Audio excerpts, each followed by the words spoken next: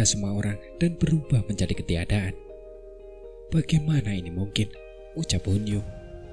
Rasa terkejut melonjak dari hati Hunyu saat melihat Xiaoyan secara acak menyebarkan telapak tangan penghancur jiwa miliknya. Ia menatap sosok di depannya dengan tak percaya. Ia sangat menyadari kekuatan telapak penghancur jiwa.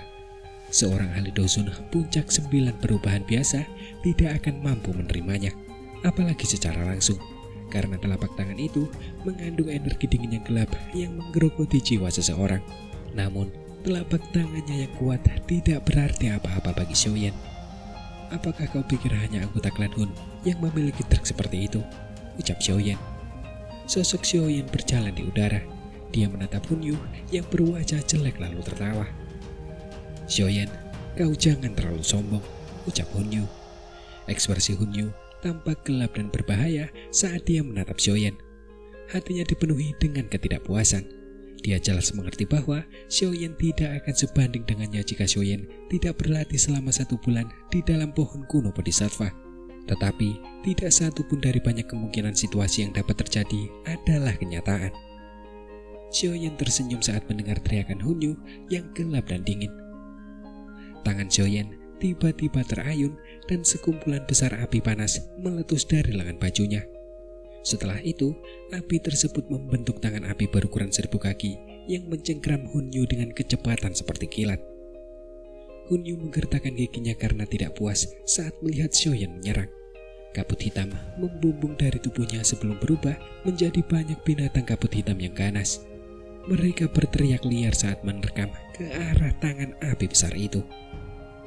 Tangan api besar menghantam binatang-binatang hitam ini. Ketika binatang-binatang kabut hitam yang ganas itu bertabrakan dengan tangan, mereka semua langsung hancur menjadi asap dalam sekejap. Setelah itu, mereka menguap karena suhu yang sangat tinggi. Betapa keras kepala, ucap Xiaoyan. Xiaoyan tersenyum tipis saat melihat hasilnya. Ia melambaikan lengan bajunya dan tangan api besar itu tiba-tiba menyala. Tangan itu berada di atas kepala Hunyu saat muncul berikutnya sebelum dibanting dengan kejam. Tangan api besar itu menghantam tubuh Hunyu karena ia tidak dapat menghindarinya. Kabut hitam yang menyelimuti tubuhnya berhamburan saat angin panas dan kuat mengalir masuk melalui pori-porinya. Doki di dalam tubuh Hunyu tidak punya waktu untuk membentuk pertahanan terhadap angin yang sangat panas dan liar ini. Saat tubuhnya terkoyak dengan paksa oleh panas yang tidak biasa itu, lebih banyak angin masuk ke dalamnya seperti ular berbisa. Ekspresinya memucat saat seteguk darah segar berwarna merah terang dimuntahkan. Tubuhnya juga terlontar ke belakang dan kemudian mendarat di tanah. Kelompok ahli netral di kejauhan menghirup udara dingin dengan lembut sambil menyaksikan Xiaoyan melukai Hunyu dengan parah hanya dengan 1 serangan telapak tangan. Hati mereka bersukacita karena mereka tidak ikut campur dengan ragu sebelumnya. Kalau tidak, mereka akan menjadi lebih sengsara daripada Hunyu. Setelah melemparkan Hunyu ke udara dengan telapak tangannya, Xiaoyan melirik ke medan perang yang kacau di kejauhan. Dia tertawa dengan dingin saat tangannya melesat ke arah pertempuran. Beberapa pukulan dilontarkan ke udara dan angin yang menakutkan menembus ruang kosong sebelum menghantam tubuh beberapa ahli klan Hun dan suku Ponik Iblis Surga. Kekuatan yang dahsyat menyebabkan orang-orang ini memuntahkan darah dan terbang kembali. Perubahan yang tak terduga ini membuat kelompok Jiufeng terkejut. Mereka buru-buru mengalihkan pandangan dan melihat Hunyu tergeletak di tanah dengan nasib yang tidak diketahui. Melihat itu, ekspresi mereka berubah drastis. Hunyu benar-benar dihabisi secepat ini, gumam Jiufeng. Gelombang kekacauan yang dahsyat muncul dalam hati Jiufeng. Bahkan dia tidak mampu mengalahkan Hunyu dalam waktu sesingkat itu. Namun Hunyu muncul seperti anjing mati dalam waktu kurang dari 10 menit di tangan Xiaoyan. Apakah kau berencana untuk bertarung secara pribadi? Ucap Xiaoyan. Mata Xiaoyan menatap Jiufeng. Suaranya yang samar membuat tangan Jiufeng gemetar.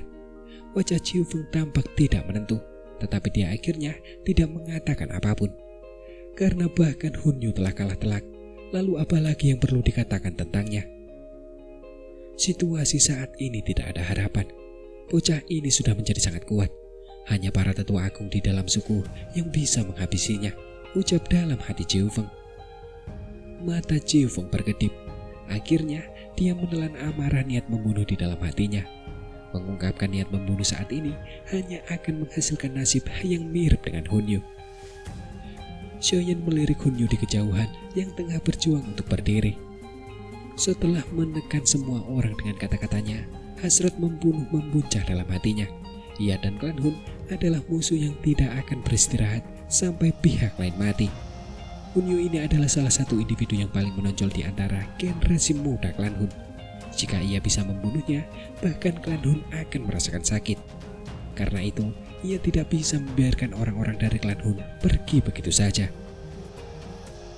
Sementara Xiaoyan telah bertekad untuk menahan kelompok Hunyu di tempat ini selamanya, pohon kuno Bodhisattva yang berdiri dengan tenang di tengah-tengah ruang ini tiba-tiba mengeluarkan suara gemerisik sebelum gelombang demi gelombang riak mulai muncul. Apakah ruang ini akan runtuh? Gumam Xiaoyan. Xiaoyan terkejut setelah melihat riak-riak ini terbentuk. Ia segera mengernyitkan alisnya.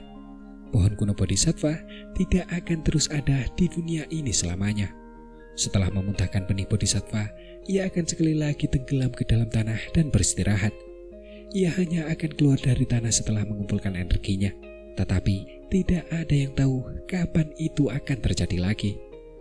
Perubahan yang tidak biasa itu membuat semua orang panik. Medan perang pun dengan cepat bubar saat anggota klan Hun dengan cepat mengangkat Hunyu. Setelah itu, mereka berkumpul bersama dengan suku Poni Kibel Surga. Mata mereka waspada saat mereka melirik Xiaoyan dan ruang di sekitarnya.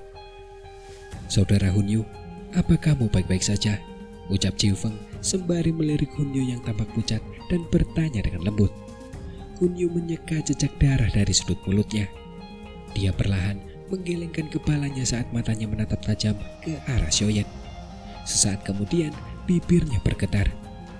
Tubuh Jiu Feng menekan sebelum dia mengatupkan giginya dan menganggukkan kepalanya. Fluktuasi spasial menjadi lebih intens saat semua orang mundur.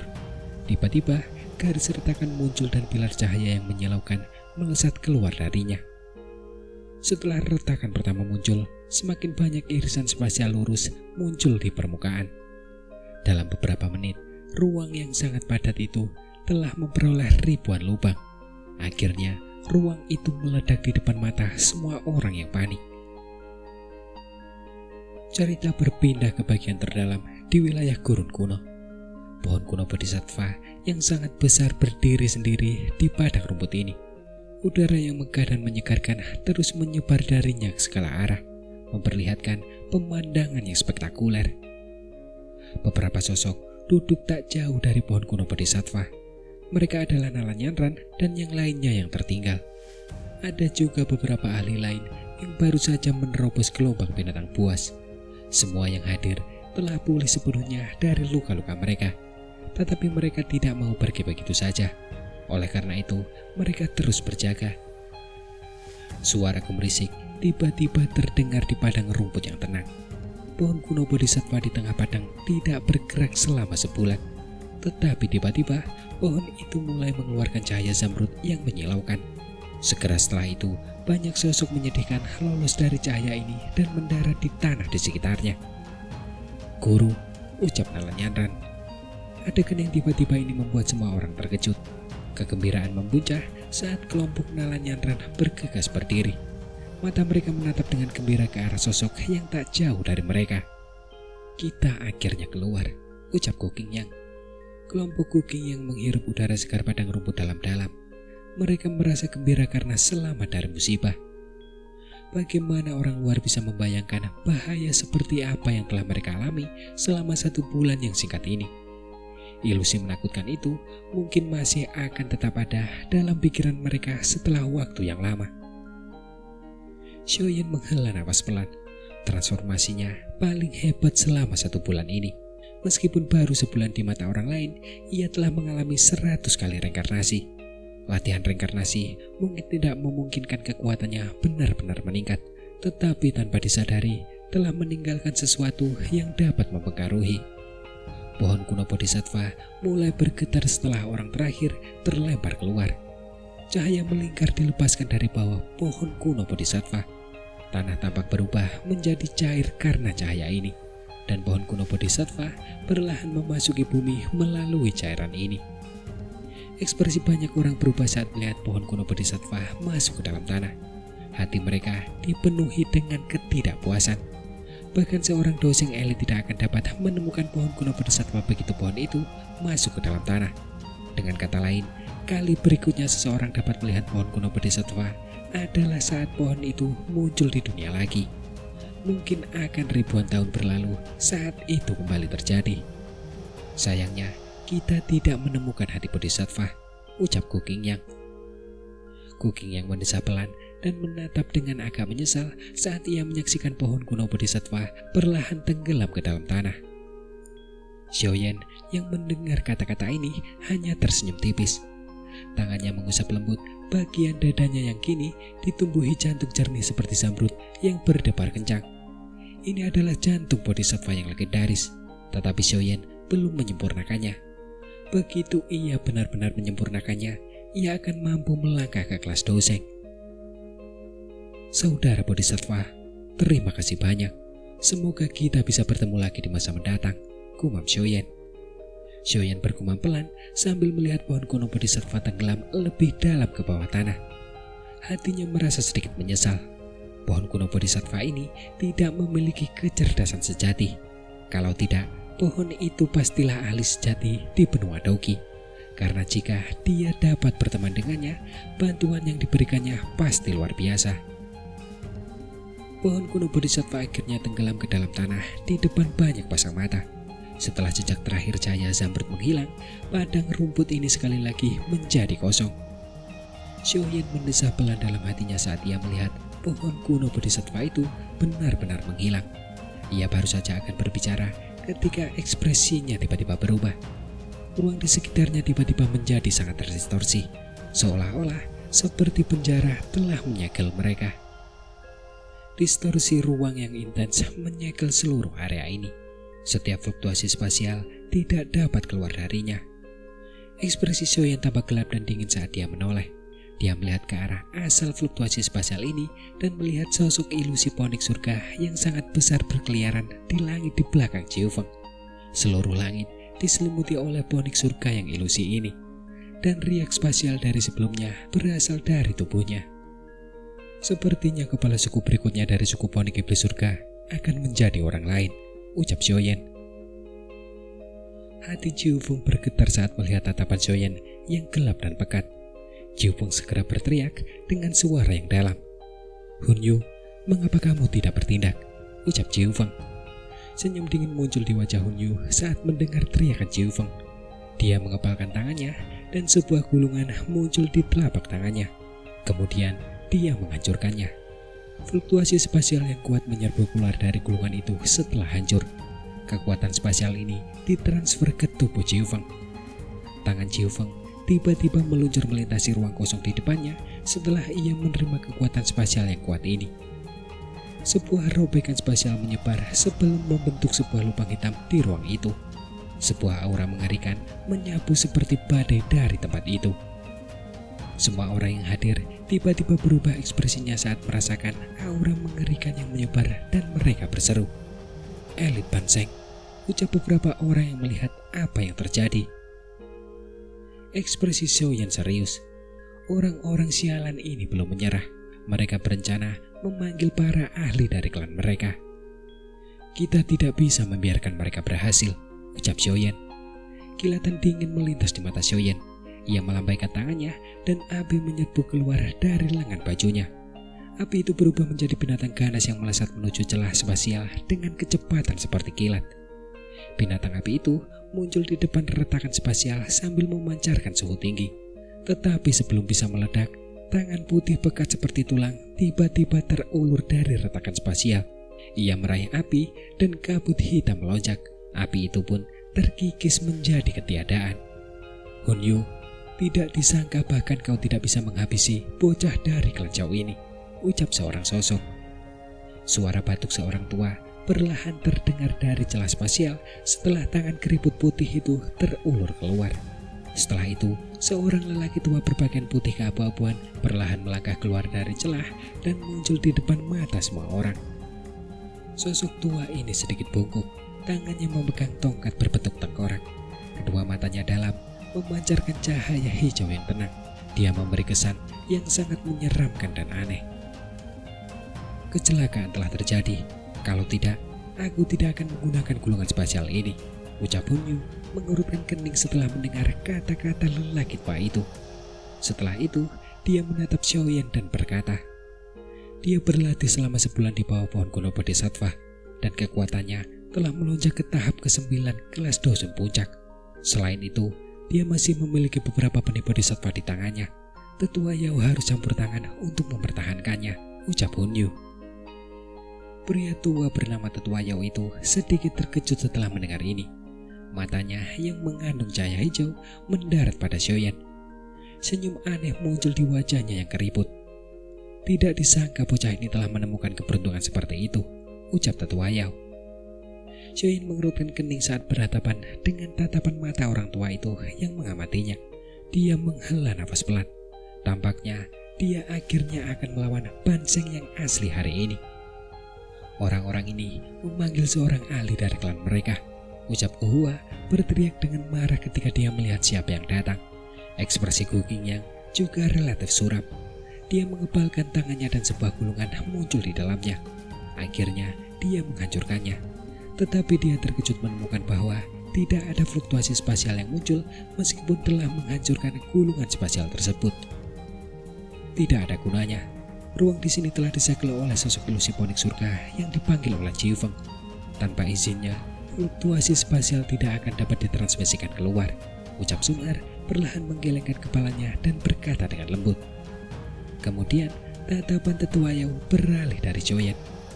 Ia menatap kelompok Sunar dan kemudian tertawa. Ada juga beberapa anggota generasi muda klanku, ucap Tetua Yao. Penatua Yao, jangan buang waktu dengan mereka. Situasinya mungkin akan berubah jika ditunda. Kita harus menangkap Xiaoyan terlebih dahulu, ucap Hunyu berbicara dengan suara berat. Tidak mudah bagi tulang-tulangku yang tua ini untuk keluar dari sini. Kau seharusnya berhenti mendesakku, ucap lelaki tua Yao tanpa sadar menggelengkan kepalanya ketika mendengar desakan Hunyu. Meskipun dia berbicara seperti ini, dia kemudian mengangkat tongkat di tangannya dan perlahan melangkah di udara. Beberapa bayangan muncul saat dia muncul tidak jauh dari Xiaoyan. Wajah seperti kerangka itu memperlihatkan senyum yang sangat ganas saat dia berkata, tidak disangka bahwa klan Xiao dapat menghasilkan seseorang sepertimu setelah menghabiskan garis keturunannya. Sungguh tidak disangka. Cukup banyak ahli dari klan Hun kami yang telah tewas di tanganmu. Namamu cukup terkenal di dalam klan Hun kami, ucap Tetua Yao. Xiaoyan tidak berekspresi. Dia merasakan tekanan luar biasa yang berasal dari Tetua Yao. Xiaoyan mungkin berada dalam perubahan ke-9 di puncak kelas Dosun, tetapi dia bukanlah Banseng sejati. Dia sedikit kurang jika dibandingkan dengan Banseng seperti Tetua Yao ini. Aku yang dulu dikenal sebagai Yaogu. Tentu saja kau juga bisa memanggilku Tiansun kedua. Mungkin kau lebih mengenal gelar yang selama ini kusandang. Meskipun aku telah naik ke kelas Banseng, aku lebih suka orang lain memanggilku San Yaogu, ucap Tetua Yaogu berbicara dengan suara serak. Tiansun kedua, gumam kelompok Xiaoyan. Kelompok mata Xiaoyan berkedut. Orang tua ini sebenarnya adalah Tiansun kedua dari Aula Jiwa. Mereka yang berada di garis depan adalah yang terkuat dalam hal yang disebut Tiansun ini. Dia bertanya-tanya seberapa kuat Tiansun pertama itu. Mungkin saja dia adalah Banseng elit sejati. Jika memang benar demikian, memanggilnya Tiansun pertama mungkin akan jauh lebih tepat.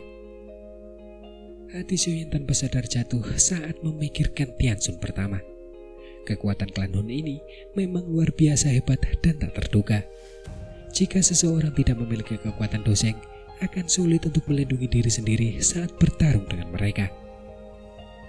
Begitu masalah ini selesai, aku akan segera memurnikan hati Bodhisattva. Hanya dengan maju ke kelas Banseng, aku tidak perlu takut pada Aula Jiwa, gumam Xiaoyan sembari mengebalkan tinjunya.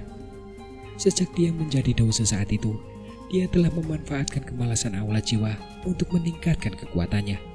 Hanya setelah dia meningkatkan kekuatannya, dia akan mampu bertahan melawan para ahli yang lebih kuat yang dikirim Aula Jiwa. Namun, sekarang saatnya baginya untuk mengambil inisiatif. Baiklah, perkenalannya sudah selesai. Sudah lama sekali aku tidak berbicara sebanyak ini. Anak muda dari klan Zhao, apakah kau akan kembali bersamaku ke klan Hun atau kita akan bertarung? Ucap Yauku terbatuk pelan dan mengajukan pertanyaan saat mata hijaunya menatap Xiaoyan. Ekspresi Xiaoyan sedingin es, tubuhnya bergetar dan sepasang sayap tulang berwarna hijau merah membentang di belakangnya. Mata para anggota suku iblis surga berkedut ketika mereka melihat sayap tulang ini muncul. Mereka bisa merasakan perasaan yang familiar dari sayap-sayap itu. Sun Er, bisakah kau menghalanginya sebentar? Ucap Xiaoyan menoleh dan bertanya pada Sun Er dengan suara berat. Tubuhnya yang indah bergerak saat ia muncul di hadapan Xiaoyan. Tato klan berwarna-warni dengan cepat muncul di dahinya yang halus. Pada saat yang sama, aura Sun Er tiba-tiba melonjak saat api keemasan memenuhi kedua matanya. Hati-hati, ucap Xiaoyan. Xiaoyan berteriak pelan. Setelah itu, tubuhnya mundur. Dia melambaikan tangannya dan 5 kelompok api muncul di depannya. Tampaknya Xiaoyan mengerti bahwa dia perlu melepaskan serangan terkuatnya jika dia ingin benar-benar mengalahkan Yauku ini. Apakah kamu akan menggabungkan api surgawi lagi? Ucap Yauku. Wajah keriput Yauku berkedut tanpa terasa saat melihat Xiaoyan mundur. Dia telah mendengar tentang kemampuan Xiaoyan untuk menggabungkan api surgawi dari beberapa anggota klan Hun. Justru karena penggabungan itulah para ahli dari klan Hun akhirnya kembali dengan kegagalan. Aku yang tua ini benar-benar penasaran untuk mengetahui apakah kekuatan penggabungan api surgawi milikmu ini benar-benar menakutkan seperti yang dikatakan rumor, ucap Yauku. Yauku ini adalah orang yang terampil dan berani. Kekuatan kelas bansengnya memberinya cukup modal untuk memandang rendah semua orang yang hadir. Bahkan keterampilan Douglas Tian akan sulit membalikan keadaan karena celah yang tak terlukiskan ini.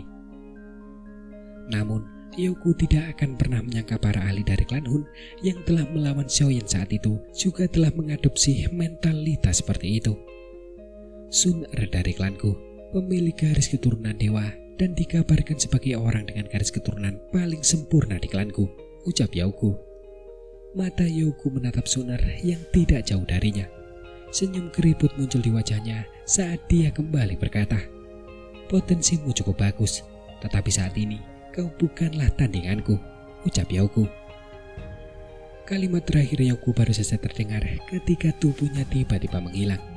Ekspresi Sun Er berubah saat melihatnya bergerak.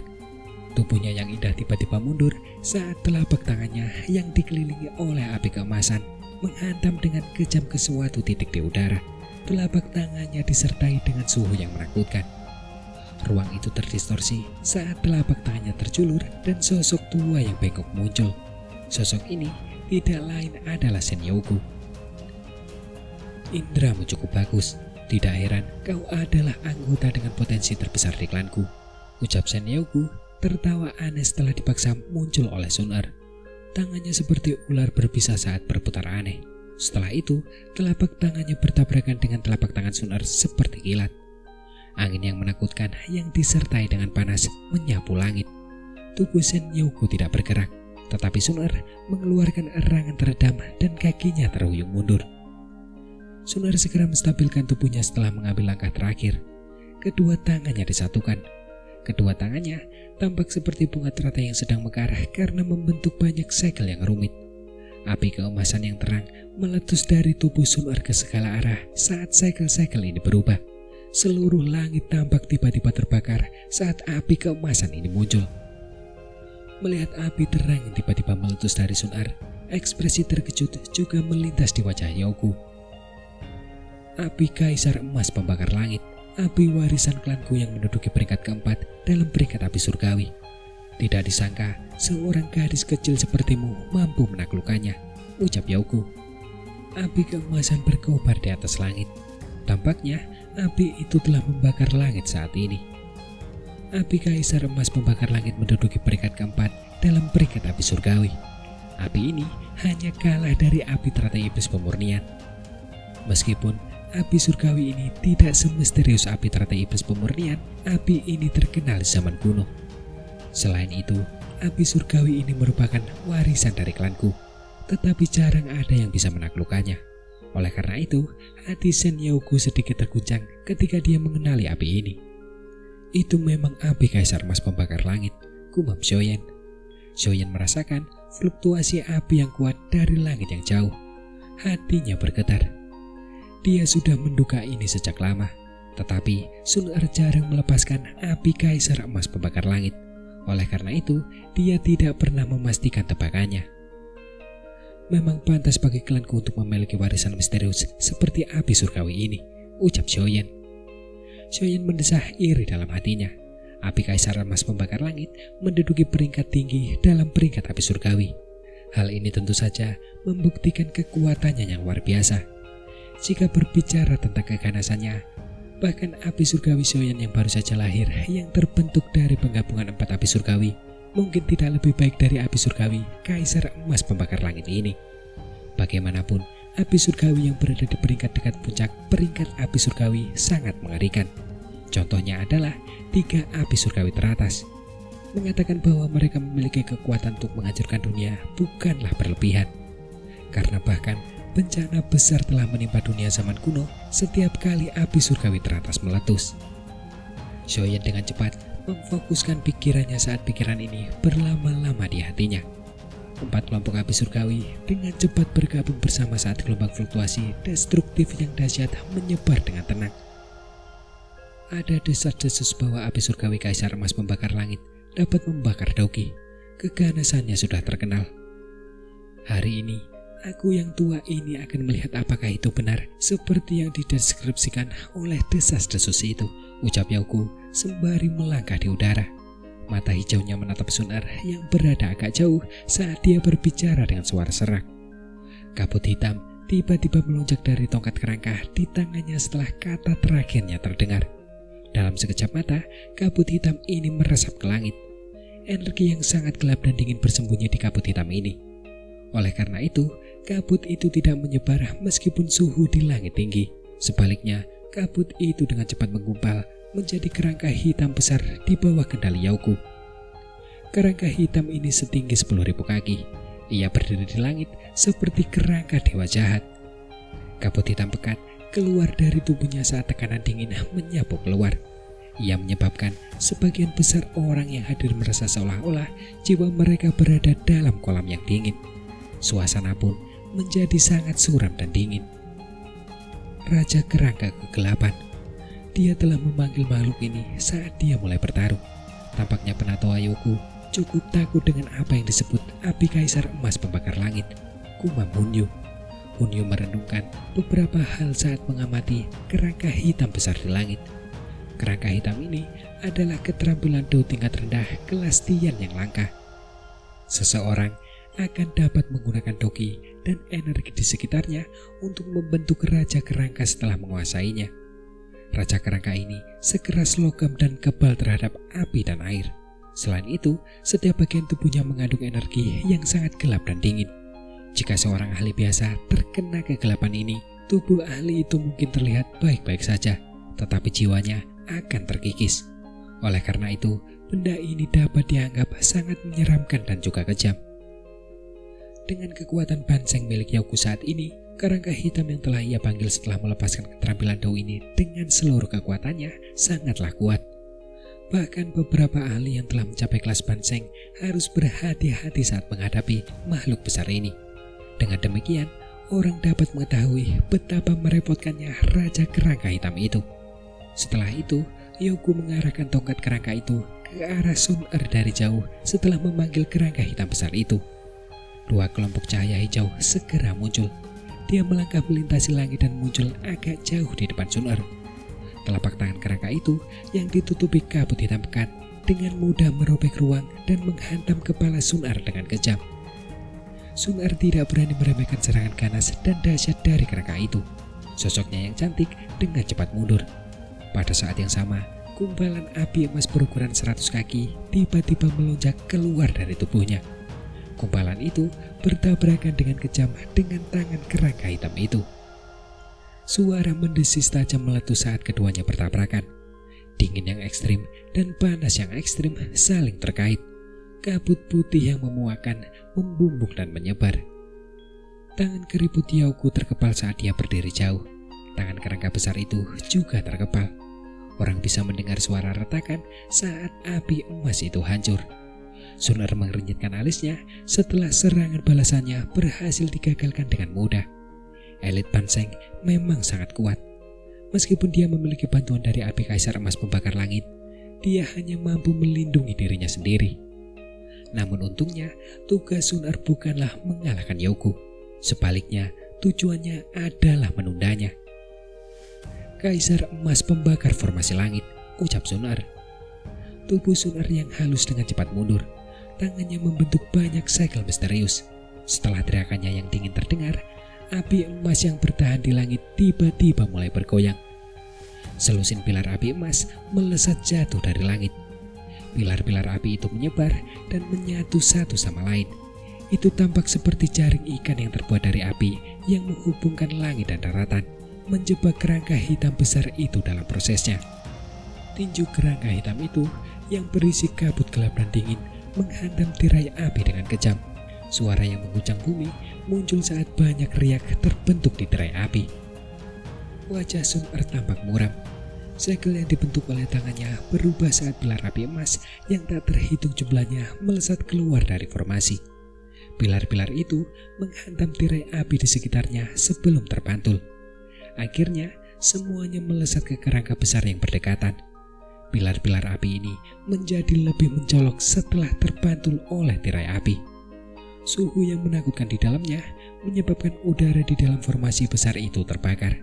Api emas yang menyilaukan membakar kerangka hitam besar itu dengan ganas dan liar. Api yang menakutkan, gumam beberapa orang yang melihat itu. Ekspresi kebanyakan orang yang hadir berubah saat mereka melihat api emas yang tampaknya telah menyebar ke setiap sudut formasi besar itu. Bahkan dengan isolasi formasi besar itu, mereka masih bisa merasakan betapa mengerikannya suhu di dalamnya. Bahkan seorang ahli di puncak perubahan ke-9 kelas Dosun tidak akan mampu bertahan lebih dari 1 menit di dalamnya.